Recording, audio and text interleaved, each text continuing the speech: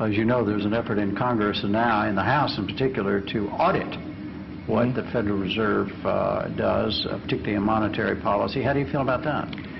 So that bill, people don't fully understand what that bill is about.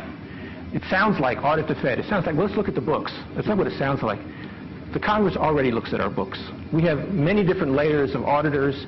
The GAO, the General Accountability Office, which is supposed to be doing this audit, already looks at virtually all of our activities, and the ones it doesn't, our financial books and our financial loans and so on, and the ones that it's not looking at and where the taxpayer needs some assurances, we're willing to work with Congress to make sure that the GAO gets the information it needs.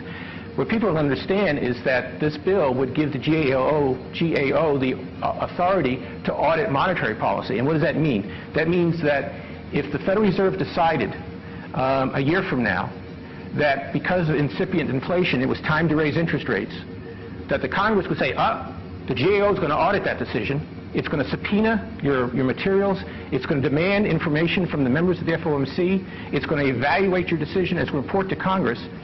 I don't think that's consistent with independence. So we are completely open to providing any information that Congress wants to make sure we're using taxpayer money safely and soundly, that we are meeting all our responsibilities. I don't think the American people want Congress running monetary policy. And I think that's very, very critical for people to understand. And you think that's what would end up doing? Exactly what it would do. There's a provision in that law which current law, which carves out monetary policy and doesn't give Congress authority, GAO authority to audit it. That was put in 1978 at a time where we had a lot of inflation, as you may remember. After that, the Fed became more independent, brought inflation down, but now that's exactly what it would do. If that carve-out is eliminated, the Congress would have the authority any time to ask the GAO to come in and audit and look at and evaluate the monetary policy decisions made by the Fed.